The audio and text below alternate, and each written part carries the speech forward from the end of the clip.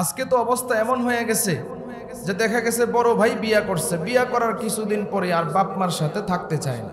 ছেলেটা ভালো হইলে অনেক সময় বউরা কি করে গুতায়, কয় তোমার বাপ মার সাথে থাকতে পারবো না আমি। কথা ঠিক কিনা বলেন?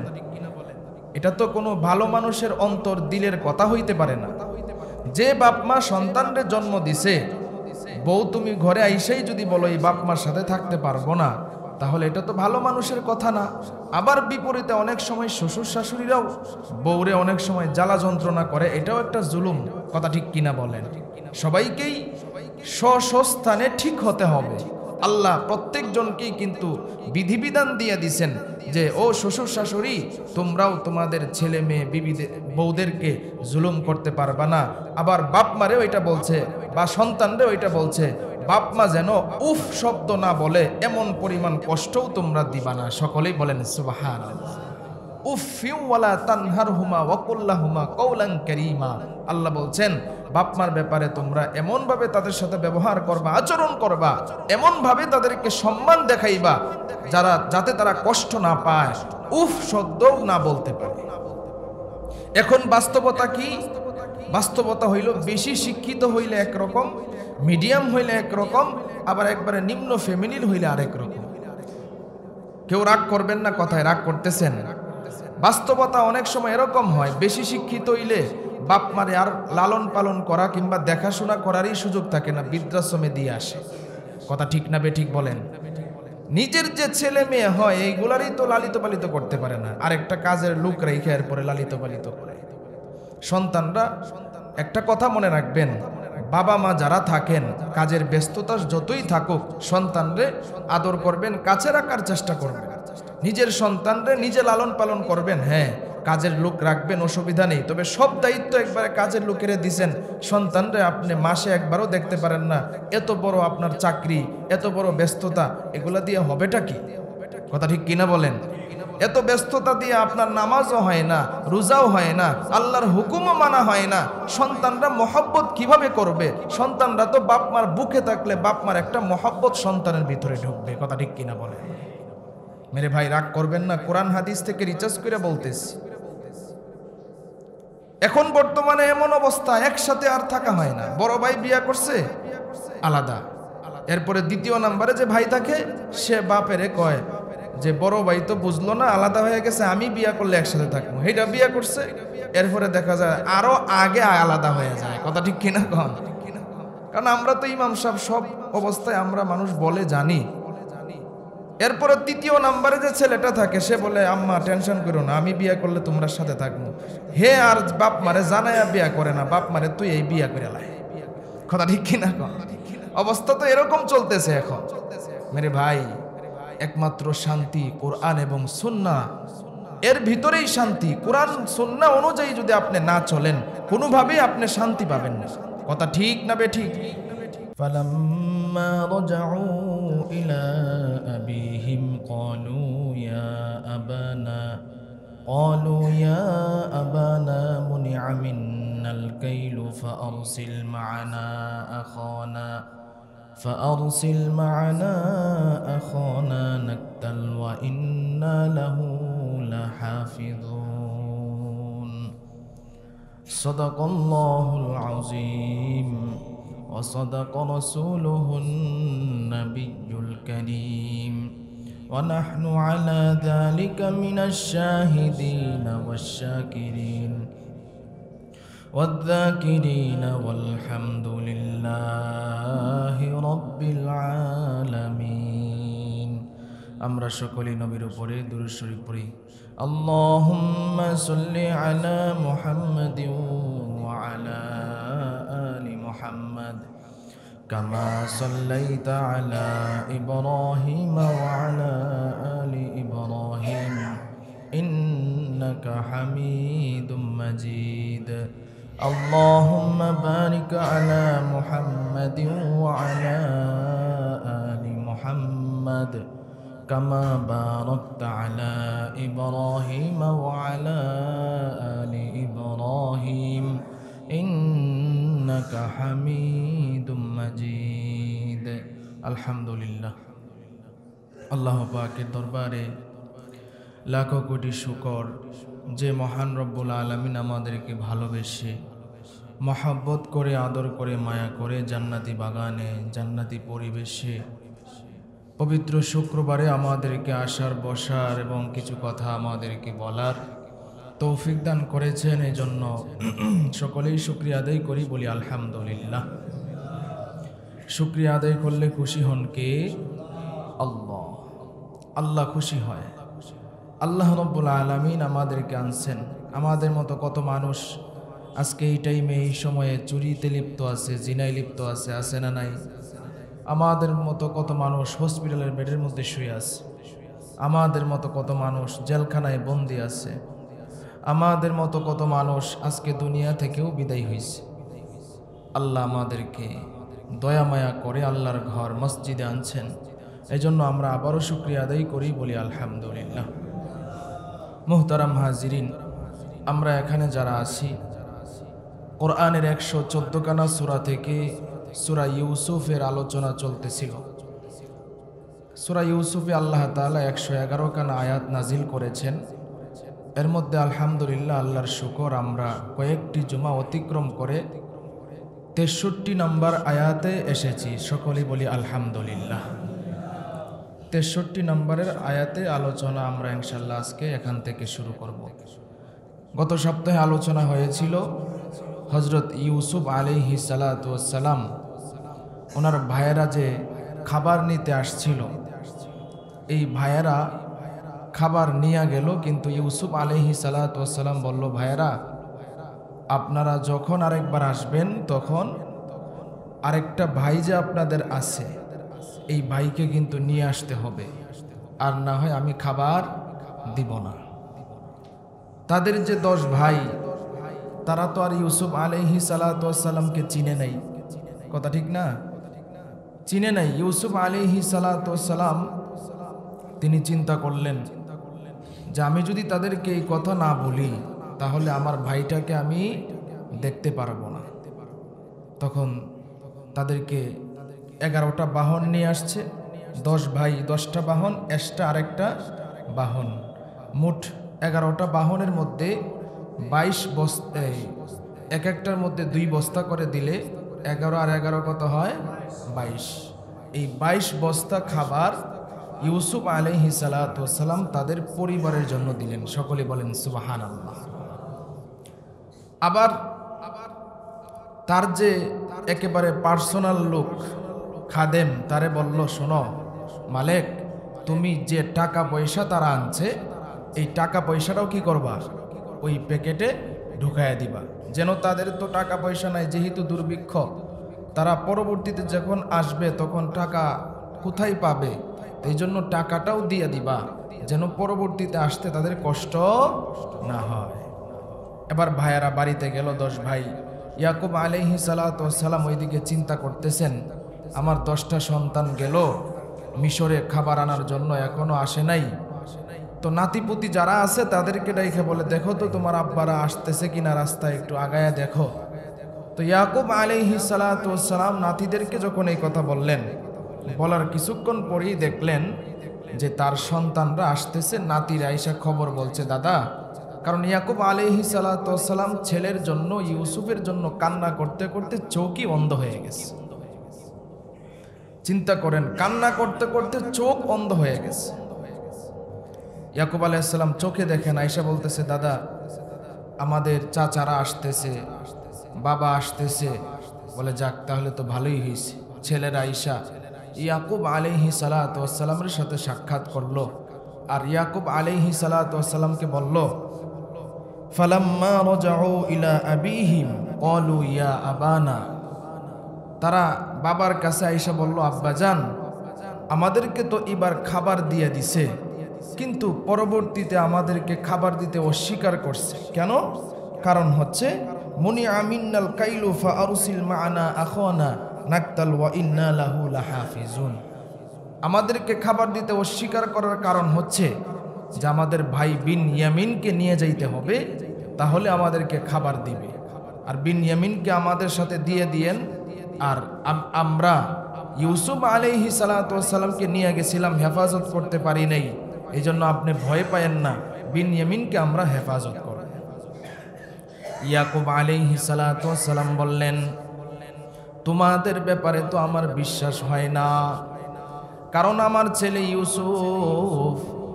ইউসুফরেই তো আমি তোমাদের হাতে দিয়েছিলাম, তোমরা তখনও আমারে বলছিলা ইউসুফরে তোমরা হেফাজত করবা, কিন্তু তখনও তোমরা ইউসুফরে হেফাজত করতে পারো নাই, আমার ইউসুফরে বাগে খেয়ে ফেলেছে।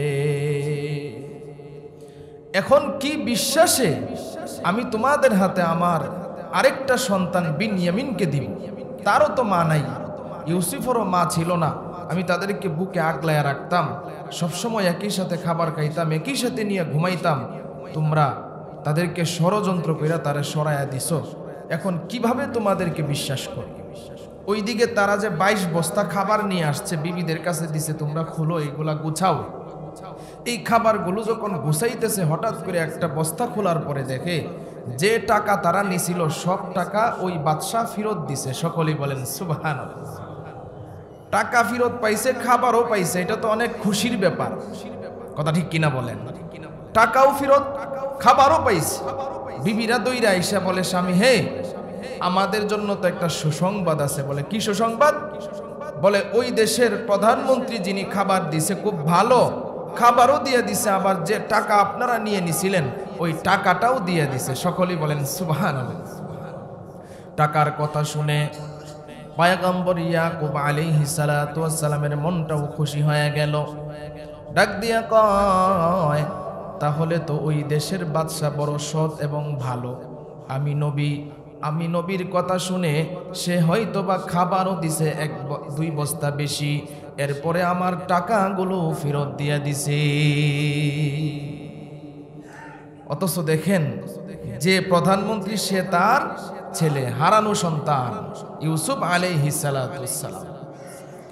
এবার যখন বাপেরে বুঝাইল, আব্বাজান আপনি বিনয়ামিনকে দিয়েন, তো এই খাবারগুলো তারা খাইতে লাগলো। তাদের পরিবারের মধ্যে সদস্য হলো 45 জন। কতজন? 45 জন। একটা পরিবারের মধ্যে 45 জন সদস্য। ইউসুফ আলাইহিস সালাতু ওয়াস সালামের তো ধারণা আছে যে 45 জন মানুষ এই খাবারগুলো কতদিন খাইতে পারে, কথা ঠিক কিনা বলেন? কারণ তিনি অর্থ যেটা সেটা তিনি ব্যবস্থা করেন, সবকিছু তিনি ব্যবস্থাপনার দায়িত্বে আছেন, আবার প্রধানমন্ত্রীও। তাহলে চিন্তা করেন, তার তো ধারণা আছে, সে জানে এতদিন পরে তারা আবার আমার কাছে আসতে হবে। 45 জন একই পরিবারে একই সাথে থাকে। আজকে দেখেন আমাদের মধ্যে পরিবারের মধ্যে এমন অবস্থা, 2 ভাই 3 ভাই আমরা একসাথে থাকতে পারি না, কথা ঠিক না বেঠিক? একসাথে থাকতে পারি না। হ্যাঁ, আমি এটা বলি না যে আপনারা আলাদা হইয়েন না, সমস্যা হইলে আলাদা হবেন, তবে একসাথে থাকার বরকত আলাদা, কথা ঠিক কিনা বলেন? সমস্যা হচ্ছে আমাদের ভিতরে পরিপূর্ণ দিনদারিত্ব নাই। পরিপূর্ণ দিনদারিত্ব যদি থাকতো, ছোট ভাইরে বড় ভাই স্নেহ করত, আর ছোট ভাইও বড় ভাইরে সম্মান করত, কথা ঠিক কিনা বলেন? আজকে তো অবস্থা এমন হয়ে গেছে যে দেখা গেছে বড় ভাই বিয়া করছে, বিয়া করার কিছুদিন পরে আর বাপ মার সাথে থাকতে চায় না। ছেলেটা ভালো হইলে অনেক সময় বউরা কি করে গুতায়, কয় তোমার বাপ মার সাথে থাকতে পারবো না আমি, কথা ঠিক কিনা বলেন? এটা তো কোনো ভালো মানুষের অন্তর দিলের কথা হইতে পারে না। যে বাপ মা সন্তানরে জন্ম দিছে, বউ তুমি ঘরে আইসেই যদি বলো এই বাপ মার সাথে থাকতে পারবো না, তাহলে এটা তো ভালো মানুষের কথা না। আবার বিপরীতে অনেক সময় শ্বশুর শাশুড়িরাও বউরে অনেক সময় জ্বালা যন্ত্রণা করে, এটাও একটা জুলুম, কথা ঠিক কিনা বলেন? সবাইকেই স্বস্থানে ঠিক হতে হবে। আল্লাহ প্রত্যেকজনকেই কিন্তু বিধিবিধান দিয়ে দিছেন যে ও শ্বশুর শাশুড়ি, তোমরাও তোমাদের ছেলে মেয়ে বউদেরকে জুলুম করতে পারবা না। আবার বাপ মারেও এটা বলছে, বা সন্তানরেও এটা বলছে, বাপ মা যেন উফ শব্দ না বলে এমন পরিমাণ কষ্টও তোমরা দিবা না। সকলেই বলেন সুবহানাল্লাহ। উফিউ ওয়ালা তানহারহুমা ওয়া কুল্লাহুমা কওলান কারীমা। আল্লাহ বলছেন বাপমার ব্যাপারে তোমরা এমন ভাবে তাদের সাথে ব্যবহার করবা, আচরণ করবা, এমন ভাবে তাদেরকে সম্মান দেখাইবা যাতে তারা কষ্ট না পায়, উফ শব্দও না বলতে পারে। এখন বাস্তবতা কি? বাস্তবতা হইল বেশি শিক্ষিত হইলে একরকম, মিডিয়াম হইলে একরকম, আবার একবারে নিম্ন ফ্যামিলির হইলে আরেক রকম। কেউ রাগ করবেন না, কথায় রাগ করতেছেন? বাস্তবতা অনেক সময় এরকম হয়, বেশি শিক্ষিত হইলে বাপ মারে আর লালন পালন করা কিংবা দেখাশোনা করারই সুযোগ থাকে না, বৃদ্ধাশ্রমে দিয়ে আসে। কথা ঠিক না বেঠিক বলেন? নিজের যে ছেলে মেয়ে হয় এইগুলারই তো লালিত পালিত করতে পারে না, আরেকটা কাজের লোক রেখে এরপরে লালিত পালিত করে। সন্তানরা একটা কথা মনে রাখবেন, বাবা মা যারা থাকেন কাজের ব্যস্ততা যতই থাকুক সন্তানরে আদর করবেন, কাছে রাখার চেষ্টা করবেন। নিজের সন্তানরে নিজে লালন পালন করবেন। হ্যাঁ, কাজের লোক রাখবেন, অসুবিধা নেই, তবে সব দায়িত্ব একবারে কাজের লোকেরে দিছেন, সন্তানরে আপনি মাসে একবারও দেখতে পারেন না। এত বড় আপনার চাকরি, এত বড় ব্যস্ততা, এগুলা দিয়ে হবেটা কি? কথা ঠিক কিনা বলেন? এত ব্যস্ততা দিয়ে আপনার নামাজও হয় না, রোজাও হয় না, আল্লাহর হুকুমও মানা হয় না, সন্তানরা মহব্বত কিভাবে করবে? সন্তানরা তো বাপ মার বুকে থাকলে বাপ মার একটা মহব্বত সন্তানের ভিতরে ঢুকবে। কথা ঠিক কিনা বলে? মেরে ভাই রাগ করবেন না, কোরআন হাদিস থেকে রিচার্জ করে বলতেছি। এখন বর্তমানে এমন অবস্থা, একসাথে আর থাকা হয় না। বড় ভাই বিয়া করছে আলাদা, এরপরে দ্বিতীয় নাম্বারে যে ভাই থাকে সে বাপেরে কয় যে বড় ভাই তো বুঝলো না, আলাদা হয়ে গেছে, আমি বিয়া করলে একসাথে থাকবো। এইটা বিয়া করছে, এরপরে দেখা যায় আরো আগে আলাদা হয়ে যায়। কথা ঠিক কিনা কন? কারণ আমরা তো ইমাম সাহেব, সব অবস্থায় আমরা মানুষ বলে জানি। এরপরে তৃতীয় নাম্বারে যে ছেলেটা থাকে সে বলে আম্মা টেনশন করো না, আমি বিয়া করলে তোমরা সাথে থাকবো। হে আর বাপ মারে জানায়া বিয়া করে না, বাপ মারে তুই এই বিয়া করে লাই। কথা ঠিক কিনা কন? অবস্থা তো এরকম চলতেছে এখন। মেরে ভাই, একমাত্র শান্তি কোরআন এবং সুন্নাহ, এর ভিতরেই শান্তি। কোরআন সুন্নাহ অনুযায়ী যদি আপনি না চলেন কোনোভাবেই আপনি শান্তি পাবেন না। কথা ঠিক না বেঠিক? তো ইয়াকুব আলাইহিস সালাতু ওয়াস সালামের পরিবারের সদস্য কতজন? ৪৫ জন একই সাথে থাকে। ইউসুফ আলাইহিস সালাতু ওয়াস সালাম তিনি মোটামুটি একটা দিন তারিখ বুঝে রাখছে, ওই দিন তারা আসতে পারে। এখন তাদের শর্ত হইল, ইউসুফ আলাইহিস সালাতু বইলা দিচ্ছে যে সাবধান, তোমরা বিনয়ামিনকে ছাড়া যদি আসো, তোমাদের ভাইটাকে ছাড়া যদি আসো, তাহলে আমার এরিয়ার ভিতরেই তোমাদেরকে ঢুকতে দিব না, এরিয়ার ভিতরে ঢুকতে দিব না। ইয়াকুব আলাইহিস সালামের কাছে যখন বলল, ইয়াকুব আলাইহিস সালাম কি বলে দেখেন, আল্লাহ কোরআনে বলেন, ক্বালা হাল আমানুকুম আলাইহি ইল্লা কামা আমিনতুকুম আলা আখিহি মিন ক্বাবল ফাল্লাহু খায়রুন হাফিযা ওয়া হুয়া আরহামুর রাহিমিন। আল্লাহ তাআলা সুন্দর করে বুঝাইছেন। ইয়াকুব আলাইহিস সালাম বলতেছেন, সন্তানরা শোনো, আমি তোমাদের উপরে ভরসা করতে পারি না, কারণ তোমাদের উপরে আমি কিভাবে ভরসা করব? ইউসুফ রে দিছিলাম, আমার ইউসুফ আজকে পাইতেছি না, এখন যখন বিনয়ামিন রে দিব, তোমাদের উপরে আমি ভরসা করতে পারি না, এই জন্য তোমাদের সাথে আমি দিব, কিন্তু এর জিম্মাদার আমি আল্লাহর হাতে ন্যস্ত করব। এর জিম্মাদারি আমি আল্লাহর হাতে ন্যস্ত করব। আল্লাহ তাআলা আমার বিনয়ামিনকে যেন হেফাজত করেন। ওয়া হুয়া আরহামুর রাহিমিন। ইয়াকুব আলাইহিস সালাতু ওয়াস সালাম বলে, সন্তানরা আমার বিনয়ামিনদের না নিলে তো খাবারও দিবে না, ভেজাল তো একভাবে না, তবে শুনো, আমার বিনয়ামিনকে যদি তোমরা নিতে চাও, তোমরা আমার কাছে আল্লাহর নামের শপথ কইরা বলো, আমার বিনয়ামিনকে আবার আমার কাছে ফিরাইয়া দিবা। তবে হ্যাঁ, বিপদ যদি আসে এটা তো ভিন্ন ব্যাপার, তবে তোমরা কোনো ষড়যন্ত্রের মধ্যে লিপ্ত হইতে পারবা না। আমার বিনয়ামিন রে তোমরা নিবা, আবার আমার কাছে ফিরাইয়া দিবা। সকলেই তোমরা আল্লাহর নামের কসম কাটো আমার সাথে, আল্লাহর নামের কসম করে বলো যে আমার বিনয়ামিনকে আবার আমার কাছে ফিরাইয়া দিবা। সকলেই ইয়াকুব আলাইহিস সালাতু ওয়াস সালামের কাছে আল্লাহর নামে কসম কাটলো, বলে আল্লাহর কসম, আমরা ইনশাআল্লাহ আপনার কাছে বিনয়ামিনকে পৌঁছায়া দিব। তখন ইয়াকুব আলাইহিস সালাতু ওয়াস সালাম আবার বলতেছে, শোনো, তোমরা যখন রাজমহলের ভিতরে ঢুকবা, তোমাদেরকে একটা কৌশল শিখায় দেই, এইভাবে তোমরা ঢুকবা। বলে কৌশল কেন? কৌশল হওয়ার কারণ হচ্ছে, তোমরা সব ভাইয়েরাই তো দেখতে খুব সুন্দর, দেখতে খুব ভালো, যার কারণে মানুষের চোখ লাগবে। তোমরা একসাথে গেলে মানুষ বলবে, দেখো 11টা ভাই একই সাথে কত সুন্দর চেহারা, কত ভালো দেখা যায়। কিছু কিছু মানুষের চোখ আছে এরকম, এই কথাটা বলতে দেরি হবে, তোমাদের অসুস্থ হইতে দেরি হবে না। এই জন্য ভাই, মানুষেরও কিন্তু চোখ লাগে, এটা কোরআন হাদিসের কথা, কথা ঠিক কিনা বলেন? আল্লাহ রাসূল হাদিসের মধ্যে বলছেন, মুসলিম শরীফে হাদিস আছে। তাফসিরের মধ্যে ইয়াকুব আলাইহিস সালাতু ওয়াস সালাম বললেন, সন্তানরা শোনো, চোখ লাগতে পারে, তাহলে আব্বাজান করবোটা কি? বলে তোমরা একসাথে রাজমহলের ভিতরে না ঢুইকা এক একজন এক এক গেট দিয়ে ঢুকবা। সকলে বলেন সুবহানাল্লাহ।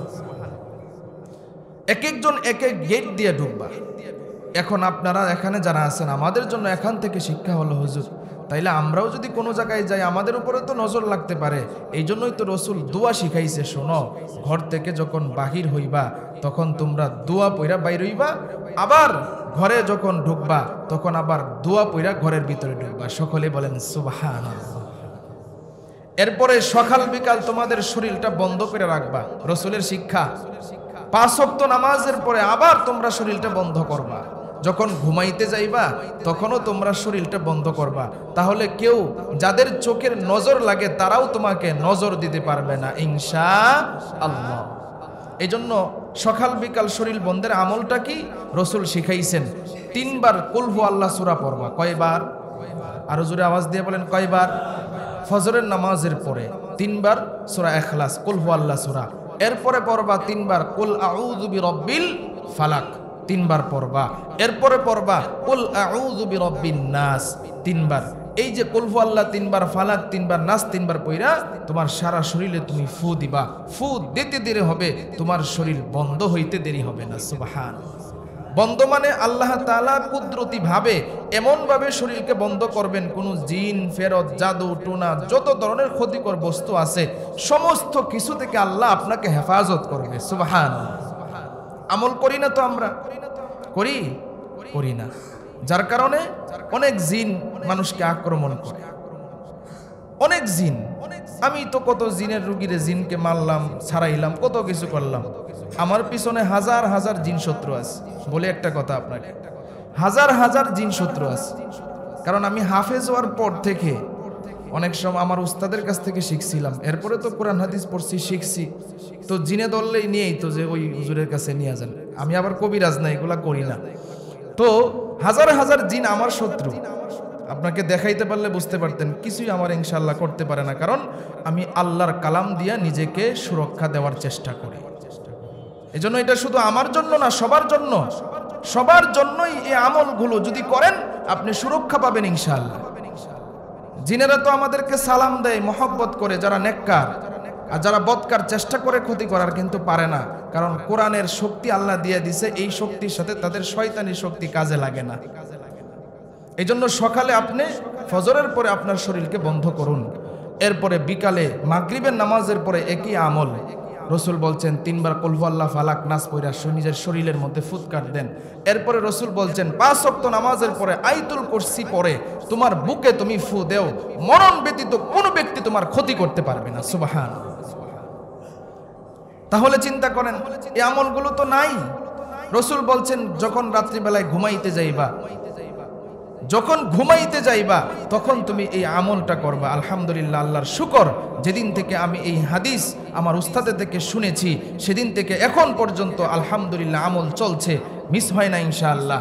এই আমলটা হচ্ছে বিছানায় উজু করে যাইবা, বিছানায় বৈশা একবার কুল হু আল্লাহ, একবার ফালাক, একবার নাস, আবার একবার কুল হু আল্লাহ, আবার ফালাক, আবার নাস, আবার একবার কুল হু আল্লাহ, আবার ফালাক, আবার নাস, একবার কইরা। আগে তো একসাথে 3 বার, বিছানায় যাওয়ার পরে কয়বার একবার কইরা 3 বার কইরা 9 বার পইরা মুনাজাতের মতো হাত ধইরা হালকা থুতু দিয়া সারা শরীর মুইসা দিবা ইনশাআল্লাহ। অনেকের বুবা ধরে, অনেকের সমস্যা হয়, অনেকে বিছানায় পেশাব করে, ইনশাআল্লাহ আমি বলতে পারি পরিপূর্ণ বিশ্বাসের সাথে যদি আমল করেন আপনার কোনো সমস্যা ইনশাআল্লাহ হবে না।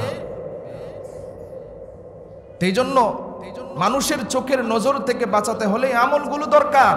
রসুল বলছেন মাসনুন দোয়া দিয়া দিছেন, ওষুধ দিয়া দিছেন, আমরা তো ব্যবহার করি না। ব্যবহার করি না, গুরুত্বই দেই না। গুরুত্ব কি দিব? আমরা তো মনে করি হুজুরের তো আমরা দামই দিতে চাই না। দেখেন না, এক ফেতনা চলতেছে তাবলিগের মধ্যে। আলহামদুলিল্লাহ সুন্দর একটা অবস্থা ছিল, এটার মধ্যে ইহুদি খ্রিস্টানের ষড়যন্ত্র ঢুইকা এখন এমন অবস্থা হইছে যারা বুঝে না তাদেরকে টাকা পয়সা দিয়ে কোনো রকম ভাবে আলেম ওলামার শত্রু বানাইছে। কথা ঠিক কিনা বলেন? ভারতের ষড়যন্ত্র তো আজকে থেকে নয়, এই দেশ স্বাধীন হওয়ার পর থেকে এখন পর্যন্ত ভারতের ষড়যন্ত্র এই দেশের মধ্যে চলতেছে। কথা ঠিক কিনা বলেন? ষড়যন্ত্র চলতেছে। আমরা তো আর কেউ অবুঝ না, বুঝি এইগুলা, বুঝতেছি। এরপরেও যদি আমাদের ভিতরে জ্ঞান না থাকে, বুঝ না আসে, আর কি বলার আছে? কোন জায়গার একজন সাদ, তারে নিয়ে আমরা লাফালাফি করি। হ্যাঁ, পৃথিবীর মধ্যে যদি কোনো আলেম থাকে সে সম্মানের, তবে কোনো আলেম যদি শয়তান হয়ে যায়, কোনো আলেম যদি এই গুমরাহ হয়ে যায়, সেই আলেমকে অনুসরণ করা তো আমাদের দায়িত্ব না। কথা ঠিক কিনা বলেন?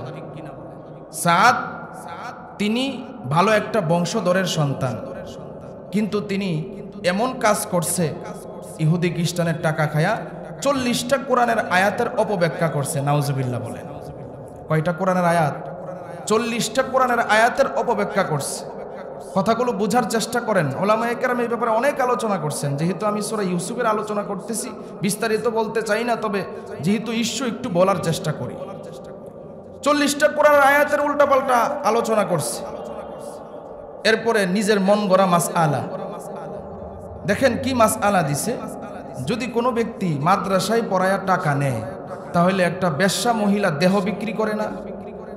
বিভিন্ন জায়গায় দেহ বিক্রি করে। পতিতালয়ে যে সমস্ত মেয়েরা তাদের দেহ বিক্রি কইরা পুরুষের চাহিদা মিটায় যে টাকা নেয়, সে বলে যে মাদ্রাসা পড়ায়া যদি কেউ টাকা নেয়, মসজিদে ইমামতি কইরা যদি কেউ টাকা নেয়, তো দেহ বিক্রি কইরা যে মহিলা টাকা নেয় তার টাকাটা, এই টাকাটা সবচাইতে নিকৃষ্ট, তার টাকাটা নাকি ভালো। নাউজুবিল্লাহ। দেহ বিক্রি করে টাকা কামাইলে এটা ভালো, আর মসজিদ মাদ্রাসায় পড়াইলে দেহ বিক্রির চাইতেও টাকা খারাপ। অ্যান্ড্রয়েড মোবাইল যদি পকেটে নিয়ে কেউ নামাজ পড়ে, তার নামাজই হবে না। এরপরে আরো কত কিছু যে বলছে, বিস্তারিত বললে অনেক সময়। আমার কাছে বই আছে, ওলামায়ে কেরাম দেওবন্দ থেকে কয়েকবার ওনারে সংশোধন করার চেষ্টা করছে, কয়েকবার, কিন্তু উনি তো মূলত দুনিয়ার লোভে পড়ে গেছে। আল্লাহ তাআলা হয়তোবা হেদায়েত তার কপালে রাখছে কিনা আল্লাহ মাবুদ জানে। তার জন্য এতদিন পর্যন্ত এতগুলো মানুষ মারামারি, কাটাকাটি, হানাহানি, দ্বন্দ্ব হচ্ছে। এরপরেও সে একা নিজেই সিদ্ধান্ত দিতে পারে। সে যদি জাতির সামনে আইসা বলে আমি সব কিছু থেকে তওবা করলাম, প্রকাশ্যে আইসা ওলামায়ে কেরামের কাছে যদি এটা বলে, তাহলে আর কোনো ঝামেলা হয়? ঝামেলা হয় না। কিন্তু সে এটা বলবে না, কারণ সে চাই এটা দ্বন্দ্ব লাগানোর জন্য। আর আমাদের বাংলাদেশের মানুষ হলো বোকা। ইন্ডিয়া ওই জায়গা থেকে কলকাঠি নাড়ায়, আমরা লাফালাফি করি। আরে ভাই, বুঝেন না কেন? বাংলাদেশের যারা বড় বড় ওলামায়ে কেরাম, তারা যে সিদ্ধান্ত নিছে, তারা যে কথা বলছে, আলেমদের চাইতে কি আমরা বড় হয়ে গেছি? আমরা সাধারণ মানুষ। আপনারা তাবলিগের লাইনে যারাই গেছেন, হয়তোবা সাদ সাহেবের পক্ষে কিছু এখন আছেন না বুঝার কারণে, আল্লাহ তাদেরকে হেদায়েত দান করুক, বলেন আমিন। বুঝে না বুঝে আসেন। এখন শুনেন, আপনারা তো আলেমদের থেকেই তাবলিগে গিয়ে কিছু শিখছেন, নাকি বেআলেমের কাছ থেকে শিখছেন? বাংলাদেশে যারা আছেন, বাংলাদেশের আলেম ওলামাই আপনাদেরকে শিক্ষা দিচ্ছে। এখন ওই আলেমরা বলতেছে সে গুমরাহ, আর তার পক্ষ নিয়ে কিছু বেয়াদব মার্কা কিছু আলেম, যারা ক্লাসের থার্ড ক্লাসের ছাত্রও না, যারা দায়িত্বে আছে, কয়েকজন 4-5 জন মুয়াজ্জিন নূর ধরা খাইছে, পুলিশে গ্রেফতার করছে বেয়াদবটারে। এই যে আলেম কিছু যারা মাদ্রাসায় পড়ছে, 0% লেখাপড়া করে নাই, সব উস্তাদের সাথে বেয়াদবি করছে, এই সমস্ত এডিরে টাকা দিয়া ওদের নেতা বানাইছে। নেতা বানায়া দেখেন গত 2-3 দিন আগে ইস্তেমার ময়দানে কি কাজটা করে। এটা কি কোনো বিবেকের মধ্যে পড়ে? মানুষগুলা ঘুমাচ্ছে মানুষগুলো, ঘুমন্ত মানুষগুলারে আপনার সাফাতে দিয়া, রান্দা দিয়া, ইট দিয়া, এলু পাতারি বাড়ি খুব, এরপরে মারা। আহারে, আপনারা তো দেখতেছেন ইউটিউব ফেসবুকে তো দেখতেছেন এই সমস্ত কাজ। আপনি কিভাবে হ্যাঁ সাদের পক্ষ নিয়ে তাবলিগের কাজ করেন, তাবলিগের কাজের মধ্যে কি কাউকে হত্যা করা এগুলা আছে? 4টা মানুষ একেবারে শহীদ হয়ে গেছে, মারা গেছে। আরো কতগুলো মানুষ, কারো পেট কাটা, কারো নাক কাটা, কারো মাথা ফাটায় ফেলছে। এইগুলা কিসের কাজ? এই জন্য ওলামায়ে কেরামের থেকে সিদ্ধান্ত হয়েছে যে অনেক তাদেরকে আমরা বুঝাইছি। এখন বড়দের পক্ষ থেকে যে সিদ্ধান্ত আসে এটাই সিদ্ধান্ত। তবে এটা আগে থেকেও সিদ্ধান্ত ছিল যে সাদ গ্রুপের সাথে যারা ওলামায়ে কেরামের সাথে থাকতে চায় না, তারা আবার কিসের কাজ? দিনের কাজ করবে। কথা ঠিক কিনা বলেন? এই জন্য স্পষ্ট বলে দিচ্ছি, আমাদের মসজিদের কমিটি থেকে আগে থেকে এটা নিষিদ্ধ। কোনো সাদ গ্রুপের কোনো লোক, কোনো সাদ গ্রুপের কার্যক্রম ইনশাল্লাহ আমাদের মসজিদে চলতে পারবে না। যদি কেউ উল্টাপাল্টা করার চেষ্টা করেন, খবর আছে 100 জনের নামে মামলা হয়েছে, অনেকেই ধরতেছে পুলিশে, খবর আছে, কিন্তু সাবধান। দেখেন তারা কি পরিমাণ বেয়াদব। গতকালকের একটা ঘটনা বলি, আমি এখানে দাঁড়ায়া একজন দাওয়াত দিতেছি, এখানে প্রতিবাদী মিছিল হবে, 4টে মানুষ খুন হয়েছে, মারা গেছে। অন্যায় যে আমি করছি, একটা ভয় তো থাকার দরকার, কথা ঠিক কিনা বলেন? কত বড় বেয়াদব চিন্তা করেন। আমি এখানে বলতেছি যে মানুষগুলারে মারছে, এখানে একটা প্রতিবাদী মিছিল হবে, আপনারা যারা আছেন যাইবেন। আমাদের কেশিয়ার সব পাশে বসা এক বেয়াদব, সে বলে আমি নাকি মৃত্যু, নাউজুবিল্লাহ কইতেন না। আমার পিছে নামাজ পড়ছে, আমার পিছে নামাজ পড়ে যদি আমারে মৃত্যু কয়, তার নামাজটা কি হইছে? সে তো আমার ইমামই মানলো না। তাহলে দেখেন কত বড় বেয়াদব। আবার সে বলতেছে আমি ওই জায়গায় ছিলাম, তার মানে সে অন্যায় করে আসছে, আবার মসজিদে বৈশা ইমামের সাথে সে তর্ক করে। এই জন্য আমি সাবধানের সাথে মসজিদে জুমাই বলছি, এখানে সবাই আছেন আমার মুসল্লিরা, আলেম ওলামা। আমরা যারা সাধারণ মানুষ আছি, আলেমদের থেকে দিন, ইসলাম, কোরআন, হাদিস বেশি আমরা বুঝি না, কথা ঠিক কিনা বলেন? আর এটা মনে রাখবেন, আল্লাহ তাআলা কোরআনেই বলছেন, একদল আলেম থাকবে ওলামায়ে সু, আরেকদল আলেম থাকবে ওলামায়ে আহলে হক। যারা কোনো সরকারের পা চাটবে না, যারা কোনো মানুষের বাতিলের কাছে মাথা নত করবে না, টাকার কাছে বিক্রি হবে না, জীবন দিবে, ফাঁসির কাষ্টে জ্বলবে, এরপর বাতিলের কাছে কখনো মাথা নত করবে না, কথা ঠিক কিনা বলেন? এই সমস্ত আহলে হক উলামায়ে কেরাম যারা, তারাই তো বলতেছে, তারা আমাদেরকে যেভাবে বলবে ইনশাআল্লাহ আমরা সেভাবে কাজ করতে রাজি আছি। তো ইনশাআল্লাহ কারা কারা রাজি আছে হাত তুলে আল্লাহরে দেখাই। মাশাআল্লাহ, নারায়ে তাকবীর। আল্লাহ সকলকে কবুল করুক, বলেন আমিন। ও যুবক ভাই, যুদ্ধের জন্য প্রস্তুতি নাও।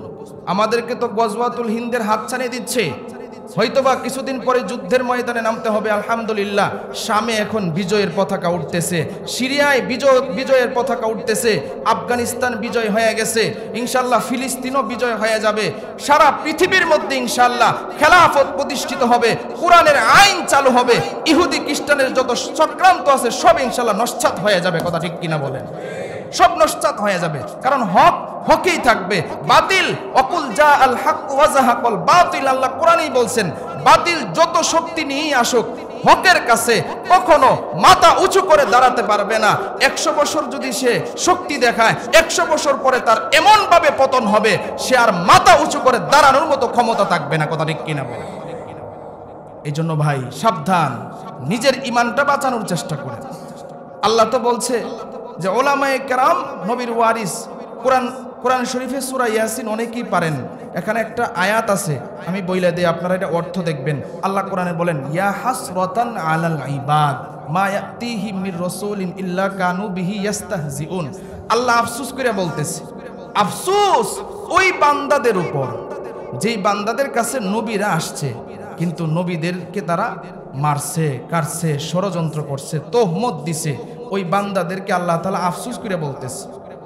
তাহলে দেখেন, নবীদের ওয়ারিস ওলামায়ে কেরাম, ওলামায়ে কেরামকে এই পর্যন্ত কম মাইর সহ্য করছে, জেলে গেছে, জুলুম অত্যাচার সহ্য করছে। এই যে আমাদের বক্তা জগতে যারা আছে, এমন কেউ নাই যে গ্রেফতার হয় নাই। অনেকেরই তো গ্রেফতার কইরা এত পরিমাণ নির্যাতন করছে, বলবো কিভাবে, লজ্জা লাগে। লজ্জাস্থানে পর্যন্ত কারেন্টের শর্ট দিছে, নাউজুবিল্লাহ বলে। আমাদের যত বক্তা আছে সবার সাথে তো আলহামদুলিল্লাহ যোগাযোগ, যেহেতু আমিও ওয়াজ করি সারা বাংলাদেশে। কি পরিমাণ নির্যাতন করছে আপনি চিন্তা করেন। আলেমরা কি দোষ করছে? সত্য কথাগুলো বলছে। আপনি চুরি করবেন আর আমি যদি চুরির কথা বলি আমার দোষ, আফসোস। এই জন্য আল্লাহ আফসোস করে বলতেছে, তো সাবধান। 2018 সালেও ইজতেমার ময়দানে অনেক মাদ্রাসার নিরুপায় সন্তানদেরকে মারছে। আরে ভাই, আমরা তো সারা জীবন মাদ্রাসায় লেখাপড়া করছি, আমরা কি মারামারি জানি, কাটাকাটি জানি? কিন্তু সাধারণ যারা সাহাদানি গ্রুপে যারা আছে, এরা তো খারাপ ছিল, ওলামায়ে কেরাম বুঝায় তাদেরকে ভালো করছে। এখন ওই যে আবার এই খারাপের, যে রসুল বলছে স্বভাব পরিবর্তন হয় না, আসলে তো হেদায়েত তাদের কপালে নেই। যদি হেদায়েত কপালে থাকতো তো ওলামায়ে কেরাম যেভাবে বলতো সেভাবেই যাইতো, কথা ঠিক কিনা বলেন? কারণ যদি আপনি জান্নাতের পথ পাইতে চান, ওলামায়ে কেরামের দিক নির্দেশনা ছাড়া, ওলামায়ে কেরামকে মানা ছাড়া আপনি জান্নাতের রাস্তা পাবেন কিভাবে? এই জন্য মেরে ভাই, বুঝে শুনে আমল করতে হবে, বুঝে শুনে আমল করতে হবে। যদি কেউ এখানে থাকেন, আল্লাহর রস্তে আমি আপনাদেরকে বলবো, তওবা কইরা ভালো হয়ে যান। এই সমস্ত কাজে যায়েন না। আপনি একটা তলিবুল ইলম ছাত্র ভাইয়ের মাথায় কিভাবে আপনি আঘাত করবেন, একটা আলেমের শরীরে কিভাবে আপনি আঘাত করবেন। তবে সাবধান করে দিচ্ছি আবারও, যদি কেউ কোনো কিছু উল্টাপাল্টা করার চেষ্টা করেন ইনশাল্লাহ আর ছাড় হবে না। সাবধান হয়ে যান, আর ছাড় হবে না। আমাদের মসজিদের কমিটির থেকেও ইনশাল্লাহ এটা সিদ্ধান্ত, এবং আমিও ওপেনে বইলা দিলাম, সাবধান। এরকম যদি ইসলাম নিয়ে টাকা পয়সা খায়া ষড়যন্ত্র কেউ করতে চায়, এই ষড়যন্ত্র রুখে দেওয়া আমাদের সকলের দায়িত্ব। কথা ঠিক কিনা বলেন?